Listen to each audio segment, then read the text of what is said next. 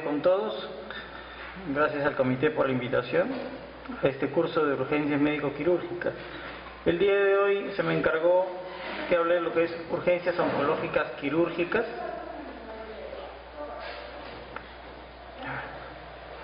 Y si dividimos las urgencias oncológicas, podemos ver que hay toda esta gama. Tenemos urgencias respiratorias cardiovasculares, neurológicas, digestivas, metabólicas, urológicas, febril y muchas otras más, casi todas metabólicas. El día de hoy nos vamos a enfocar en lo que son urgencias oncológicas quirúrgicas digestivas.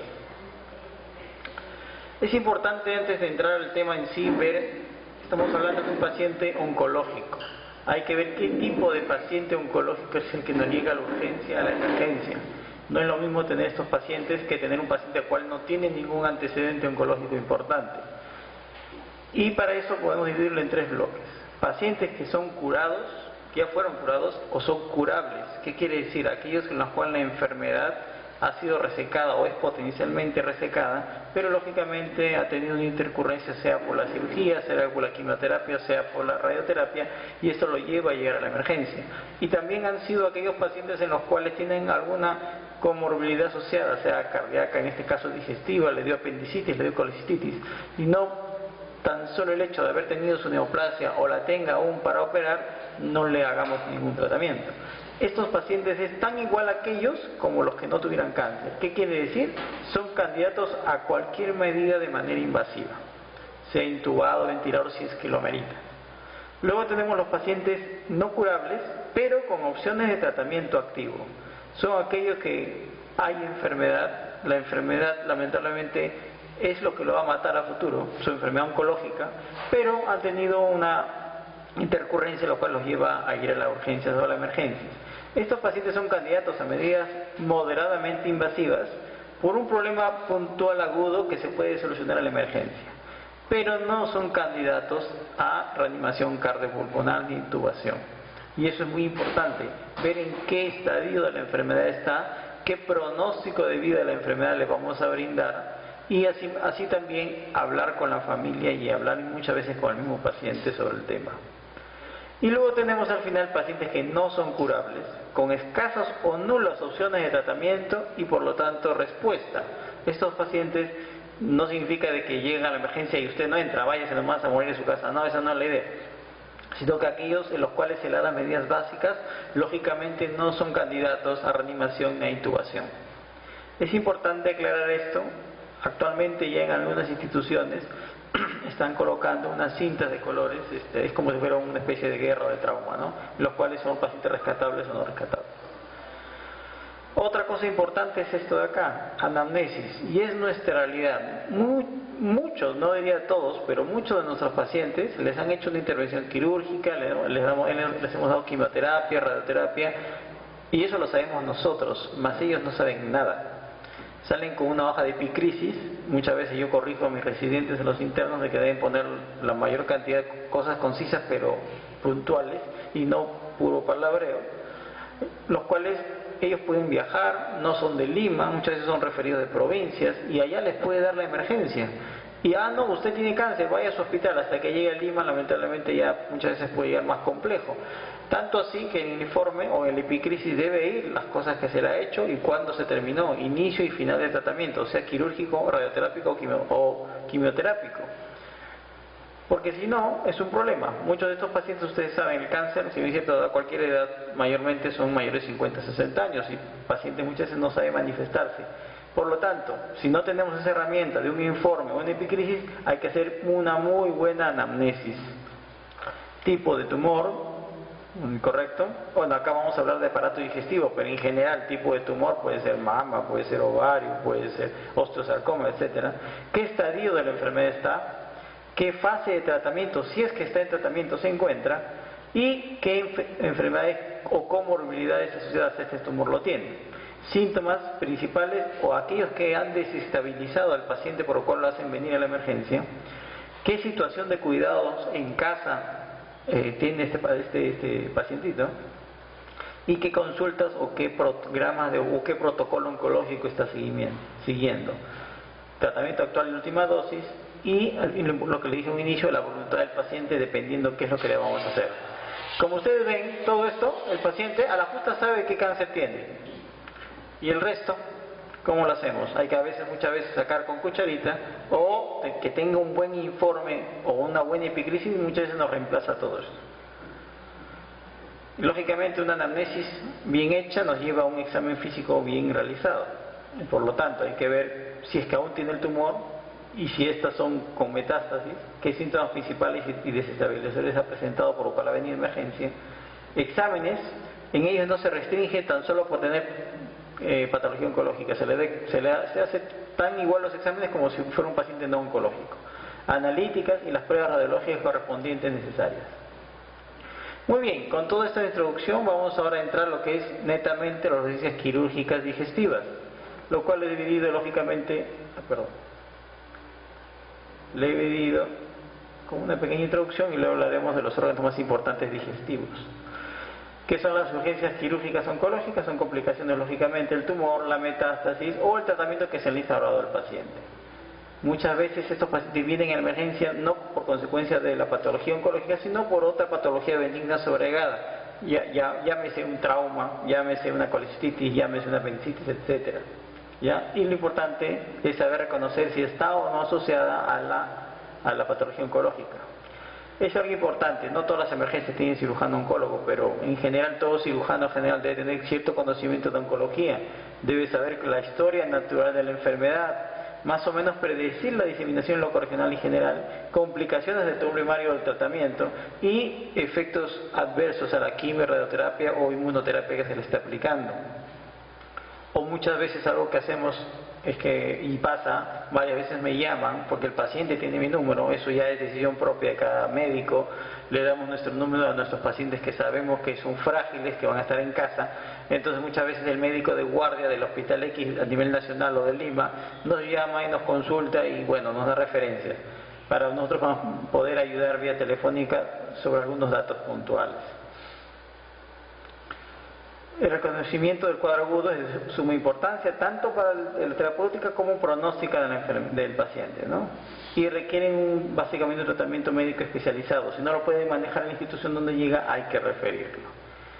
Y patología digestiva, la verdad es sencillo. Estas son las complicaciones más frecuentes de acuerdo al órgano de este sistema digestivo: obstrucción, hemorragia, perforación, infección y otras. Y eso lo veremos cada ítem en cada órgano. Por frecuencia, obstrucción es la primera causa, seguida de hemorragia. Ahora hablaremos de forma cefálica a región caudal de los órganos. Empecemos con el esófago.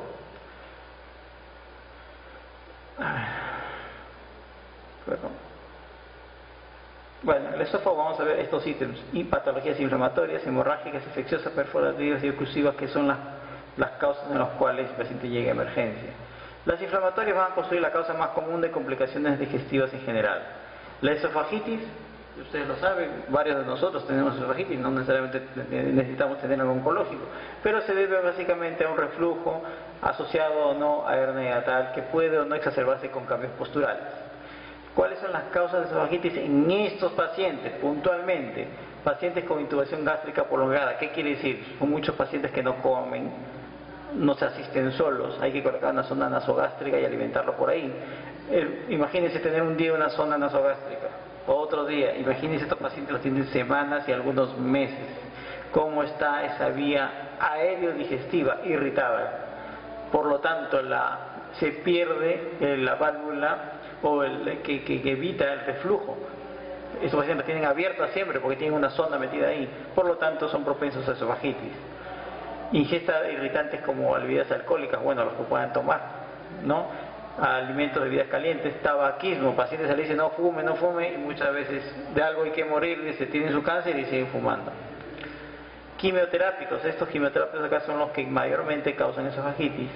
Otros son infecciones sobreañadidas, ya hay que considerar que son pacientes inmunodeprimidos, tanto por la neoplasia como por la quimioterapia.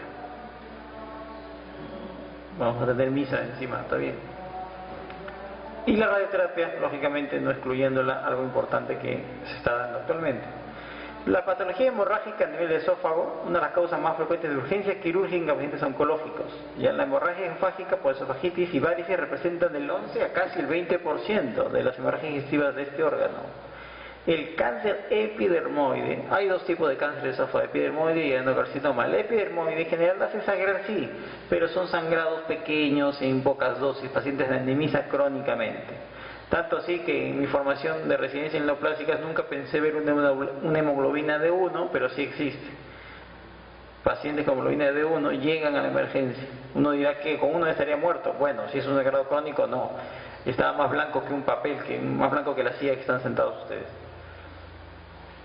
El sangrado profuso se puede producir básicamente por microtraumas. Estos microtraumas inclusive pueden deberse a desgarros de la mucosa esofágica.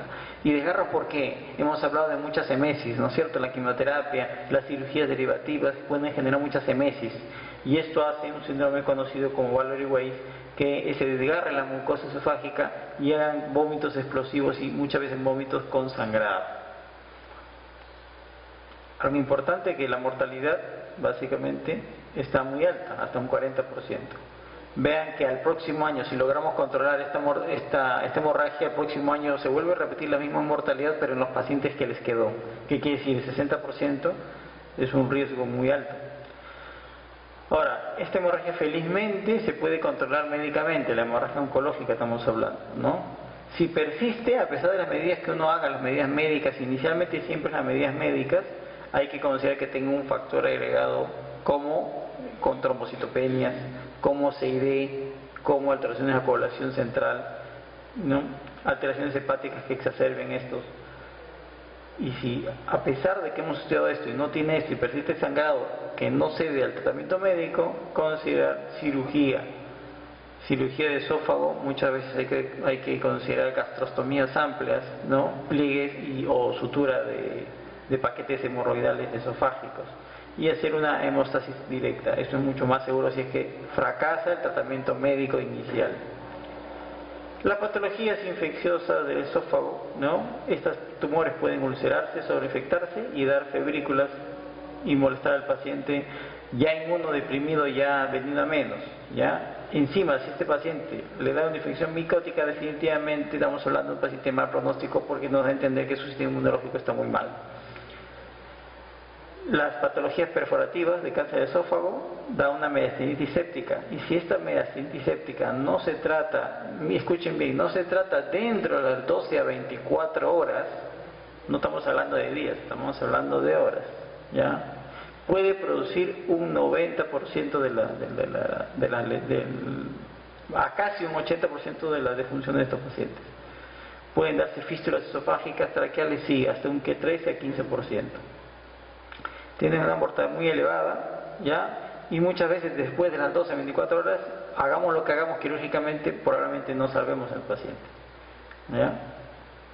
Ahora, muchos de estos pacientes, cuando ya viene esta emergencia, es porque definitivamente nosotros hablamos 12 a 24 horas de lo que podemos documentar, pero muchas veces estos pacientes ya lo atraen muchas más horas. No se olviden que el esófago no tiene serosa. La serosa es la última capa que recubre cualquier órgano del aparato digestivo, excepto el esófago. Por lo tanto, no tiene esa resistencia, el tumor crece y sigue distendiéndose. No es como otros órganos como estómago, como colon que tienen serosa. Por lo tanto, eso es algo que juega puntos en contra para detectar la lesión precozmente. Otro punto en contra es que al no tener serosa, ya desde el punto de vista de la enfermedad, hace invasión locorregional más frecuentemente. Las patologías oclusivas del esófago, ¿ya? Casi siempre se caracterizan por tener un crecimiento circunferencial, ¿ya? Como les mencioné hace un rato, la ausencia de serosa hace que esto sea mucho más agresiva y que no se dé cuenta el paciente. O sea, cuando lo siente, eso está muy avanzado ya. Estos pacientes que van a presentar, ¿cuál es el signo de oclusión del esófago? Cialorrea, regurgitación, no hay reflujo, no hay vómitos, muy poco hay vómitos en patología esofágica. Es regurgitación y reflujo los trastornos que va a dar la oclusión esofágica. Por lo tanto, va a ser rara vez trastorno hidroelectrolítico, a diferencia que es la obstrucción gástrica o intestinal. Ahora, el tratamiento va a ser muchas veces si es completa o incompleta. Si es un paciente con pronóstico por enfermedad malo, ¿qué quiere decir? No se le va a brindar más que tratamiento paliativo en casa, pero eso no significa que no le vamos a hacer nada, hay que darle calidad de vida. Cuando hay obstrucción espacial estamos colocando stents. Esos stents los colocamos tanto por radiología como por gastroenterología. Estos stents hacen como un bypass en el tumor que permiten que el paciente degluta y pase los alimentos bien hasta los últimos días que tenga. ¿Por qué? Porque acá es difícil en el esófago hacer un bypass. No es imposible, pero es difícil hacer un bypass. O es resectivo, o se va a sonda nasoyenal, o se va a stent. Si el paciente definitivamente no va a poder comer y no se le va a poder colocar ninguna de estas cosas, hay que hacerle una gastrostomía y una yeyunostomía.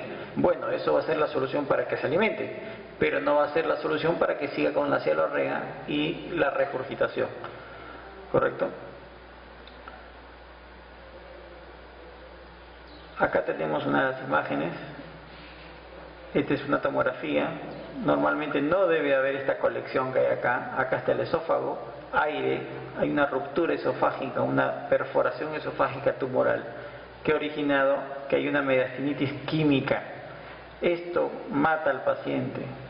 12 a 24 horas, si esto no se corrige, no se drena, no se lava, no se corrige el problema de la perforación, el paciente se muere en un alto índice. Nosotros en el Hospital Almenara estamos haciendo cirugías de avanzada. Antiguamente hacíamos, o se hacía la toracotomía, una incisión grande, como una sonrisa a nivel toracostil, el paciente luego no podía ni respirar. Actualmente estamos haciendo la disección esofágica por vía toracoscópica. Entramos por 2-3 trócares, identificamos la lesión y hacemos la toracoscopía. Y todo este esófago, una vez disecado, este es el esófago, el paciente está en decúbito prono, está boca abajo. Por la espalda entramos con unos trócares, disecamos el esófago, luego disecamos en el abdomen y el estómago y subimos todo y lo sacamos por el cuello. La única incisión que va a tener el paciente es por el cuello de casi 5 o 6 centímetros. Hemos mejorado porque antes era corte en la barriguita, corte en el tórax, corte en el cuello, por el paciente no podía ni respirar y le daba neumonía porque le daba dolor al respirar. Pero bueno, eso es en general lo que es patología esofágica, que no necesariamente se trata para la perforación, pero sí es un arma más para tener en cuenta. Como verán, esto llega a la emergencia y no necesariamente, como les mencioné, estamos de guardia en emergencia, pero sí estamos al llamado cuando el caso lo amerita. Hemos tenido en los últimos 5 años que yo recuerdo, ya llevo 8 en la institución, en los últimos 5 tuvimos 2 casos que acudir a la emergencia para ayudar al equipo de guardia. Por perforaciones específicamente esofágicas, que esa no le hay que darle más chance, no hay que darle mucho tiempo para tratamiento. Ya hemos hablado de esófago, hablaremos de estómago y duodeno. Este gráfico es importante, este gráfico nos da idea qué tan rico y vascularizado está el estómago. Ya es uno de los órganos más vascularizados que hay. Es más, hay un dicho que decimos en cirugía: sutúralo por donde quieras al estómago, eso va a pegar. ¿Qué quiere decir eso? Que tiene mucha irrigación. Como ustedes ven, tiene ramas de la hepática que dan acá, gastroduodenales, tiene ramas acá de la estomática, tiene ramas de la esplénica, tanto por la zona del vaso como la zona pancreática recibe varias irrigaciones. Y el drenaje, bueno, al revés, ¿no? ¿Qué patologías inflamatorias más frecuentes hay en urgencias oncológicas? Gastroenteritis, dolor, ardor epigastro, náuseas y vómitos, ¿ya? Algunas veces asociados no a hemorragia. Ahora, estos pueden ser básicamente por el tratamiento per se, tanto analgésico que reciben, tantos antiinflamatorios. Puede que persista o no el alcoholismo, el tabaquismo en el paciente, pero eso exacerba estas lesiones. Tratamiento médico, iniciar y suspender esto. Si a pesar de suspender, tratamiento adyuvante. Otro puede ser efectos de la radioterapia, que van desde un eritema leve a un eritema moderado importante en estos pacientes. Las hemorragias, la gastritis, duodenitis básicamente, van a originar casi más del 50% de las hemorragias de este nivel. Origen gastrointestinal, netamente gastrointestinal propio desde el tumor, puede llegar hasta promedio 30%. Si yo tengo un paciente en la urgencia que llega con esta clínica de sangrado, lógicamente tener cuidado en esto de la colocación de la sonda. ¿Es necesaria? Si es necesaria, sí, se coloca. ¿Y qué nos ayuda a discernir si muchas veces es un grado proveniente de lo que llamamos hemorragia digestiva alta o baja? Ya sabemos que la alta es a nivel del ángulo de 3 o de la unión duodeno-duodenal hacia arriba. Otra de los signos que nos dan es la melena. Muchas veces el paciente ni cuenta se da lo que defeca. Entonces, ¿qué tenemos que hacer? Tacto rectal. ¿Qué le digo yo a mis internos, a mis residentes? Toda historia clínica debe incluir un tacto rectal. ¿Y de dónde a dónde se empieza a examinar al paciente? No es solo la barriguita, el abdomen. Se empieza desde la cabeza y cuello, desde la cabeza y cuello, de la lengua. Se evalúa orofaringe, se evalúa ganglios cervicales para ver si hay enfermedad a distancia. Cambia el pronóstico totalmente en oncología. Luego pasan al abdomen, que empieza desde el reborde submamario hasta la zona púbica. A los varones, exponer los testículos. ¿Por qué? Porque hay que hacer una digitalización a nivel de el canal inguinal. Muchas veces hay pacientes con obstrucción que la causa de la obstrucción ha sido una hernia inguinal, y qué vergüenza, detectada por tomografía. ¿Por qué nadie le bajó el pantalón hasta la rodilla al paciente? Entonces, no se olvide que el aparato digestivo empieza así, incluido el tacto rectal, como les mencioné hace un rato. Poco frecuente la hemobilia cuando hay patologías a nivel o tumores a nivel del coledocoduodeno, en esa zona, y son excepcionales, pero muy mortales, las fístulas aortoduodenales. Estas fístulas aortoduodenales son las penetrancias que tiene el tumor hacia la aorta. Estos pacientes no dan chance, vienen con una hemorragia muy profusa y hay que tratarse las operaciones inmediatamente. Ya, vamos a avanzar. Estos son los riesgos de recurrencia del sangrado según la clasificación de Forrest. Si yo tengo un paciente de Forrest 1A, 1B, este paciente es candidato potencial a sala de operaciones en el mismo momento. Lógicamente, ante una hemorragia digestiva alta, el gastroenterólogo es el primero que tiene que actuar, tanto para que nos dé la ubicación del sangrado como para que nos dé la magnitud del sangrado. Lógicamente, si el paciente se me está chocando, ya me imagino que la magnitud es importante, pero entrar a ciegas es peor. Muchas veces por querer ayudar, no, a sala de operaciones inmediatamente entramos y muchas veces el sangrado viene del estómago, viene de otro lado, más abajo. Sacamos el estómago, el paciente sigue sangrando. Lógicamente, y siempre idealmente, mientras se pueda, mientras tengamos a la mano, un gastroenterólogo que nos haga la endoscopía o nosotros mismos hacer la endoscopía. Si el paciente se le encuentra en Forrest tipo 1A, potencialmente sala de operaciones, si es que a pesar de las medidas que ha hecho el gastroenterólogo no mejora. Vean, este es un vaso sangrante. Si tiene un Forrest 2, paciente observo 24 horas, especialmente al 3, al 12, y a las 24 horas o 28 horas alta. Si tengo un paciente con Forrest 3, lógicamente el paciente con tranquilidad puede ir a su casa. Patologías infecciosas, la perforación, las hemorragias puede dar cabida a que estas úlceras se absceden tanto en la cara anterior o posterior gástrica independientemente. ¿Ya? También hay que ver que hay infecciones por HP, que es un factor predisponente al cáncer gástrico. No es un factor de riesgo, es un factor predisponente. Y los tumores retrodenales también pueden invadir duodeno y perforarse y dar infecciones persistentes. Eso felizmente en la tomografía se puede detectar, y muchas veces el paciente tenemos fiebre, no sabemos, y esta fiebre secundaria, un absceso originado por un tumor infectado. La perforativa también, tanto como el esófago como esta, es una emergencia, ¿ya? Importante. Puede ocurrir hasta el 58%, en el sitio donde está el tumor, ¿ya? Pero a pesar que de esto es bajo la frecuencia que esto se perfore, 4%. ¿Y cuál es la clínica de estos pacientes? Dolor agudo epigástrico, irritación peritoneal. El neumoperitoneo hace que la abolición de la materia hepática no esté, y puede evolucionar inclusive a formar un absceso. Puede haber fístulas, sí, fístulas gastrocólicas. ¿Qué quiere decir? El tumor se infiltra el colon, hace una fístula colon, y el paciente que presenta vómitos fecaloideos. ¿Ya? Y también que presenta diarreas biliosas. O sea, tanto por arriba como por abajo, no da clínica que esto está infiltrando el colon, hay que entrar a sacar el tumor con el colon incluido. ¿Ya? Las fístulas gastrocutáneas en sí por cáncer son poco comunes, casi siempre se debe más que todo a las deficiencias de anastomosis postquirúrgicas. Linfomas gástricos, normalmente un linfoma gástrico no lo operamos. El linfoma gástrico, ¿cuándo operamos? Primero el tratamiento quimioterápico, ustedes saben, linfoma. Pero ¿cuándo operamos un linfoma? Cuando se obstruye, se perfora o sangra, casi todo lo que estamos viendo ahora, ¿no? Y si se obstruye y se perfora, aprovechamos en sacar la masa tumoral. Eso ayudará a la quimioterapia. Pero si es que es posible hacerlo. ¿Por qué? He tenido una paciente joven de 40 años con linfoma gástrico, donde no era un tumorcito en el estómago, era todo el estómago con ganglios comprometidos. Ay, que vamos a poder sacar, más vamos a llevar a una mortalidad. Cerramos el orificio, el defecto, y esperemos que la quimioterapia haga su trabajo también. Acá, bueno, vamos a úlceras gástricas sin fisura, duodenales, gastrias gigantes. Estas son úlceras benignas, estas tres. Vean esta de acá, úlcera gástrica maligna. Patologías oclusivas, o también llamados el síndrome pilórico. La clínica, intolerancia digestiva, vómitos tardíos, alcalosis.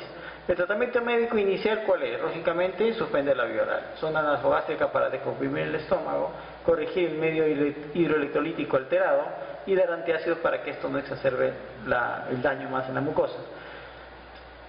¿Y se opera inmediatamente un síndrome pilórico? No, estos pacientes son crónicamente desnutridos. ¿Qué hacemos?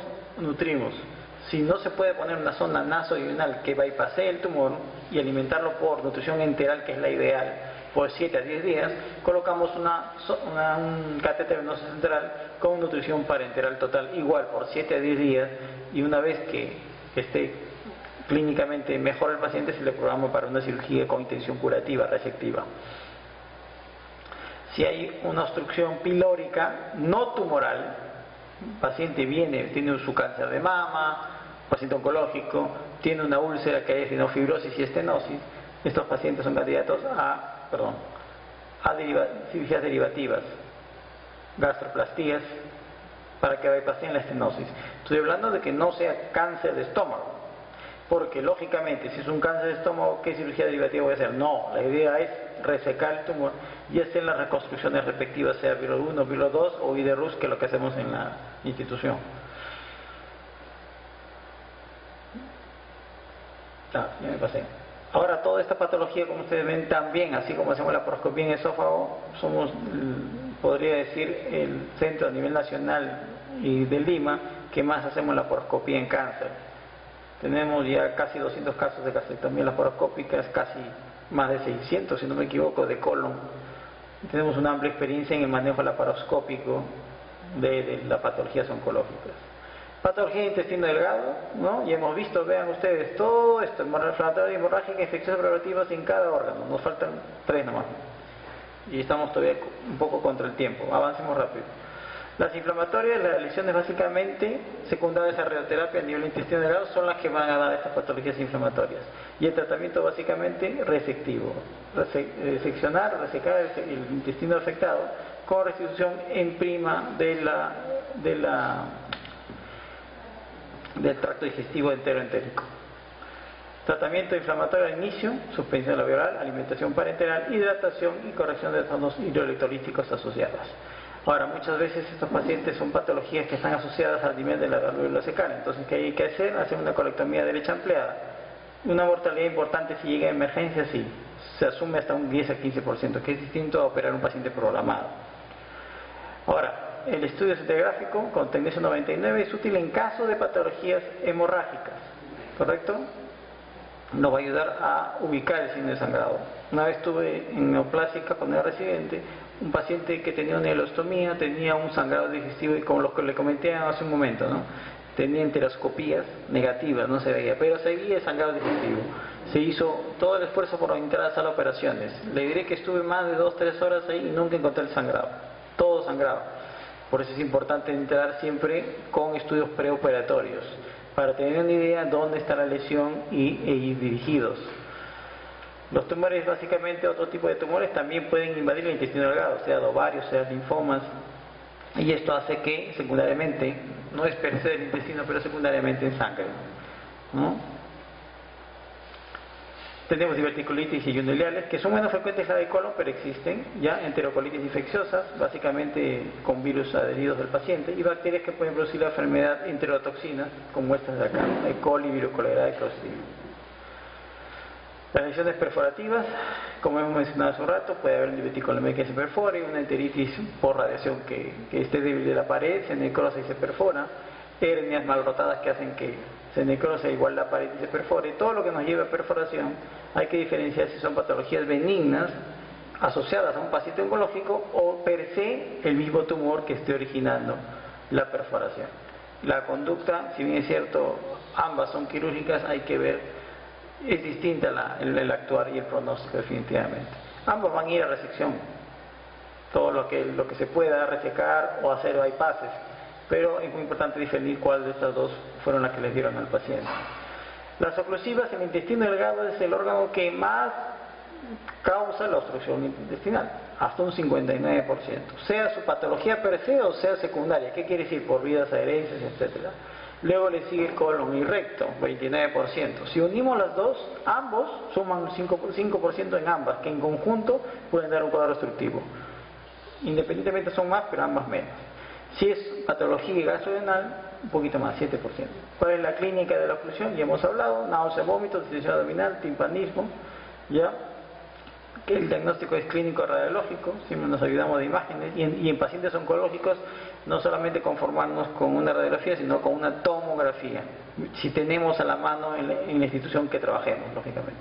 Bueno, en Almenara felizmente tenemos todo hasta de noche y podemos pedir y ver el estadio real de estos pacientes. Pueden ser causas benignas, como les mencioné, igual en otras patologías como las malignas. ¿Qué quiere decir? Paciente con su cáncer en cualquier otro órgano, pero que viene por adherencias, por henes, óvulos, hilios, se les trata tan igual como si no tuviera patología oncológica. Y aquellas en las cuales el mismo tumor primario esté originando esto de acá, la oclusión. Ahora hay que ver qué tipo de oclusión tiene. Una cosa es una obstrucción intestinal por un tumor, una brida, una adherencia tumoral, que una cosa es que sea una obstrucción intestinal por una carcinomatosis.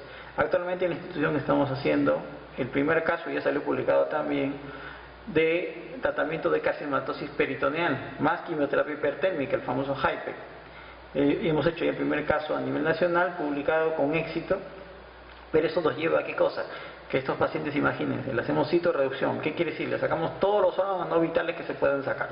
Estamos hablando de vesícula, estamos hablando de estómago, de vaso, de pleura, si necesitamos sacar de colon, de no más del 50% de intestino delgado. El paciente básicamente se queda sin nada. Encima le sacamos el peritoneo y encima le ponemos quimioterapia hipertérmica. Estos pacientes, si me dicen, tomamos su primer caso, que nos duró 2 horas la cirugía, imagínense cuando alguna vez se obstruye, qué tan pegado está. ¿Se dan cuenta o no lo que voy? Esto es algo que espero no ver, pero ya que a medida que hagamos más casos, vamos a tener. La experiencia que he podido iniciar en otras partes del mundo es que felizmente esa obstrucción no es tan severa como parece ser. Lo veremos ya en carne propia cuando tengamos más pacientes, si es que se obstruyen. Vamos a ver que la obstrucción por una recurrencia es alta, depende de la patología primaria, 59%. Y patología benigna, ¿qué quiere decir? Bóbulos, obstrucciones, que es más frecuente, 40%. Tratamiento quirúrgico, como les mencioné, identificar el nivel de obstrucción. Este es muy importante, porque podemos solucionar la obstrucción intestinal por vía laparoscópica, aunque algunos digan que no, sí se puede. Si identificamos un punto de obstrucción, y este punto básicamente no origina tanta obstrucción intestinal. Se puede entrar con neumoperitoneo abierto, laparoscopía, identificamos la brida que muchas veces hemos identificado, lo cortamos y se soluciona el problema. Y le evitamos otra relaparotomía al paciente, porque no se olviden que estos pacientes muchas veces son operados ya. Hay que considerar que haya un infarto intestinal, y esto, bueno, origina un hilio, un cuadro obstructivo, y esto el pronóstico es distinto. Otra cosa que considerar: el paciente neoplásico con cirugía abdominal, normalmente esperemos encontrar un hilio prolongado y no nos asustemos, ya muchas veces no es el hilo común de cualquier cirugía benigna. Estos pacientes tienen hilos prolongados, hay que darle paciencia, chance, nutrición e hidratación. Y avanzando, porque estamos con la hora, hemos visto todo esto, ahora nos toca ver colon y finalmente recto, que es casi lo mismo. Patologías inflamatorias en el colon, Crohn y colitis ulcerativa son las que mayormente, inclusive son factores de riesgo, pero no que van a dar más patología inflamatoria. La enfermedad de la evolución de las complicaciones: puede haber sangrado, perforación, fístula, sí, y casi siempre requiere un tratamiento quirúrgico de urgencia.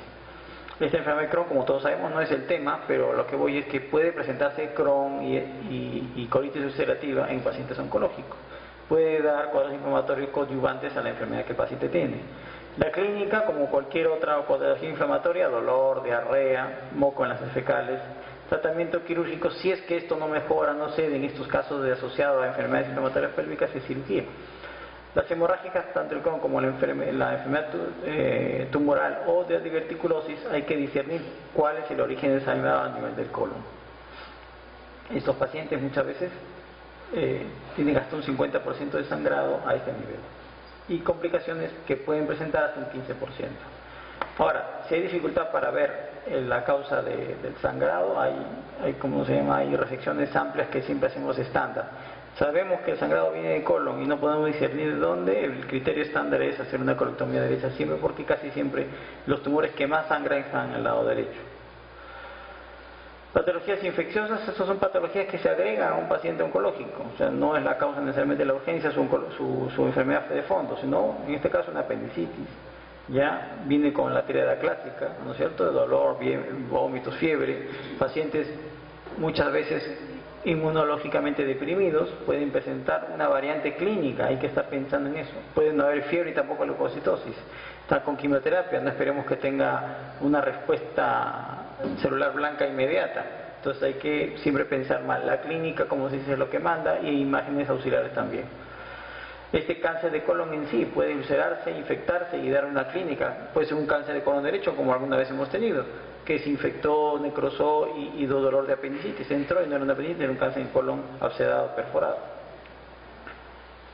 Las perforativas, bueno, el manejo es el mismo como hemos estado mencionando, de todos los órganos, las vísceras huecas. Hay que tener cuidado. Pacientes, cuando hay un cuadro de obstrucción intestinal por cáncer del colon transverso o izquierdo, hace que el ciego se distienda mucho. Cuando ya tenemos 12 centímetros a más de ciego, esto es una potencial explosión fecal. Hay que entrar a las operaciones para evitar esto. Y muchas veces ya lo tienen perforado. Puede haber divertículos colon previos que ya tenía el paciente y estas se exacerban con el cuadro obstructivo tumoral y se inflaman, se necrosan y se perforan. Los oclusivos, 15% de los cánceres de colon debutan con una oclusión intestinal. Cáncer en colon primario es la causa más frecuente de obstrucción del colon, hasta un 70% casi, y las causas malignas extracolónicas 12%. Pueden presentarse causas obstructivas colónicas benignas hasta un 10%. Como lo mencioné, de colon derecho es raro que se obstruya. ¿Por qué? Porque el que tiene la tendencia más a ser exofítico, exoluminal, a diferencia del colon izquierdo que es endoluminal, el derecho es más anemizante y endoluminal. Y es más masa palpable, a diferencia del izquierdo que no es masa palpable.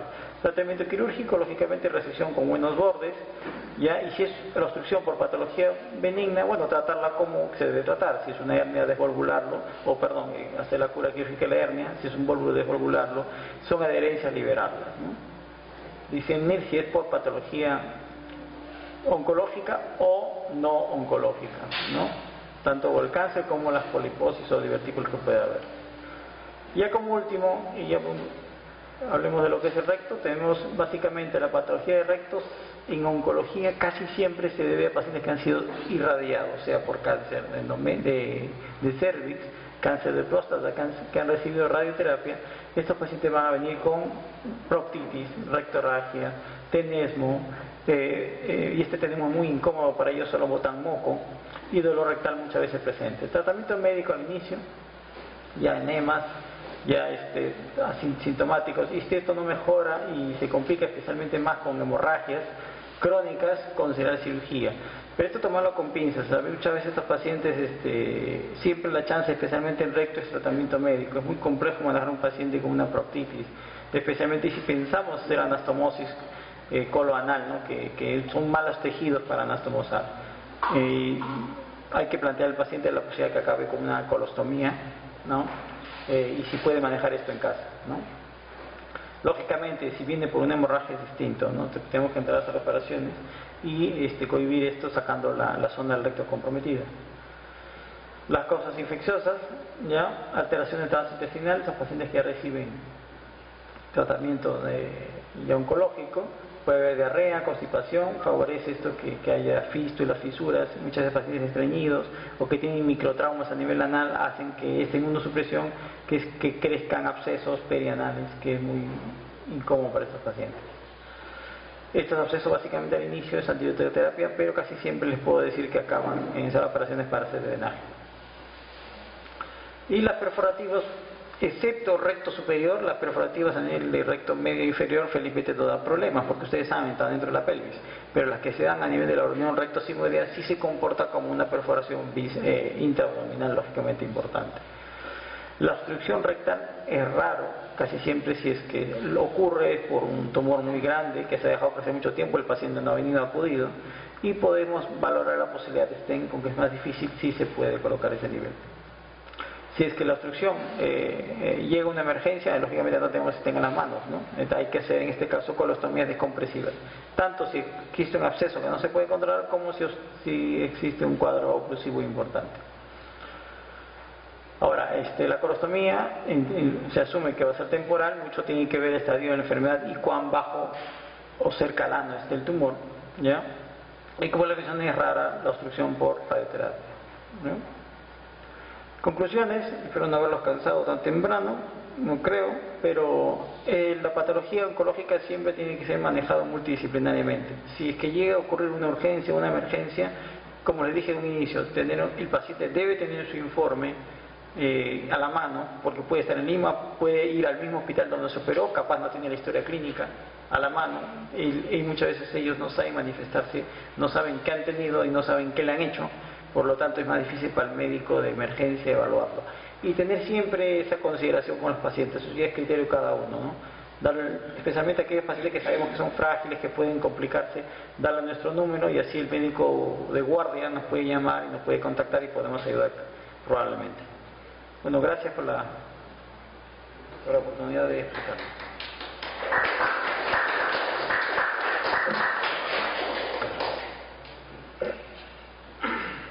Si hay alguna pregunta, no sé, o usted el otro ponente.